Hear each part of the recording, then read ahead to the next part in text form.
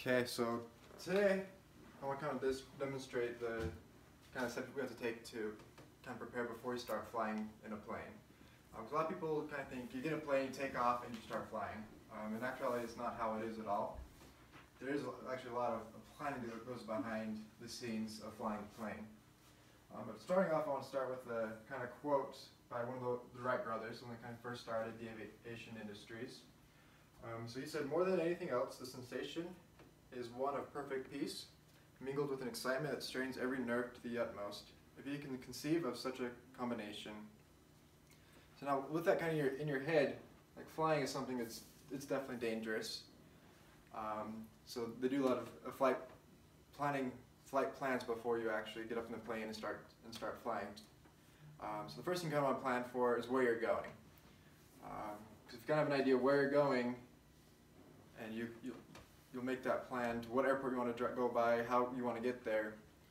And then the second thing is, after you kind of plan that route, you'll look at the weather, because that's one of the biggest things that will hinder the flight is if there's like a big thunderstorm, you don't want to be flying right to it.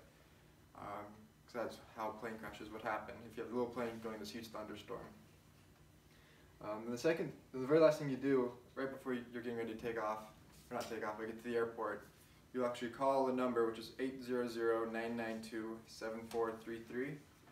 And that number is what you do, is you call and say, okay, I'm getting ready to take off, and here's kind of like the flight plan I've submitted. There's actually a cool story about that. My professor, who first taught me kind of about the flight industry and everything, had a buddy that flew, tested brand new planes, kind of see if they were really worthy to be in the air.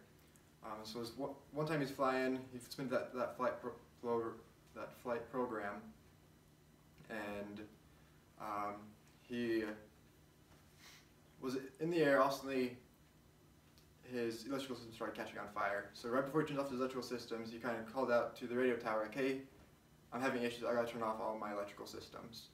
So he turns them off, and he's flying in the middle of the night. And he gets to the airport, and the lights are off in the airport. He's like, "Great, I can't turn these lights on because I don't have any electrical system. Like my electrical systems are off; they're not working." So he starts circling the airport where he thinks, because he knows generally where it's at, but you can't find it because it's pitch black. Next thing you know, also the airport lights up. He's like, "Oh, sweet!" And he goes down and lands on the airport and calls in and says, "Hey, I landed fine. Like everything's okay." But later I found out that there's one of the big jets flying overhead was actually able to turn on the lights for him, because he did submit that request, and that he knew that, and the radio tower knew that he wasn't going to have systems to turn on the lights. The big jet was actually able to turn it on for him. That's one thing I actually think is really cool.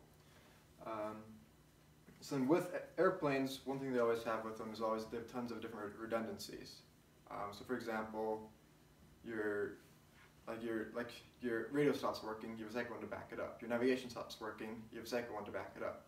Every single plane has these key features, and there's always two of them in case one of them fails. Somebody can back up so your plane won't crash. So then when you're on the ground getting ready to take off, you do a couple of checks on the plane, make sure everything's working properly, the wings aren't damaged, you have enough gas to get to where you're going. So you're getting ready to take off. There's actually a couple signs, the key signs that you need to know as you're getting ready to take off. So the very first sign is kind of this one here. They're on all the runways you see. So this one that has the black with the yellow letters in it, it's kind of signaling what taxiway you're on, or kind of what runway or taxiway is basically what the plane's going on to get to the runway. So then here you can see you're on taxiway A, so it goes over across there, and it shows you taxiway C is that way. So if you need to go like, oh, I need to go on this one, you don't turn right, or if you need to keep going straight, you'll know to keep going straight, and that's going to be right there. Then if you see this sign at all, you'll see this kind of on the ground, and you'll want to, coming this way, you'll want to stop the plane right here, because there's a runway right here. You want to make sure the runway is clear before you go across it, and you'll radio like, hey, I'm going across runway 23, and you'll cross it. So with that, I kind of want to end on another quote So the fascinations of flight can't be expressed with words, but it really lies beyond the capabilities of human endeavors. Once you experience it, you'll never be able to forget it. That's one thing I can definitely agree with. Once you're flying a plane, you have control of it. It's something you're not going to forget. Really, that plane feels a part of you. You can feel every little thing you're turning. You can feel the plane react to it. A lot of people like it. There's people like Ramon who definitely doesn't like it. He doesn't feel like feeling the drops. He gets sick easily. But there's a lot of people like me and my dad. We definitely enjoy that feeling of flying the plane. So in closing, when next time you're up in a plane, you're now aware of more that you're not just flying. There's a lot more preparation behind it.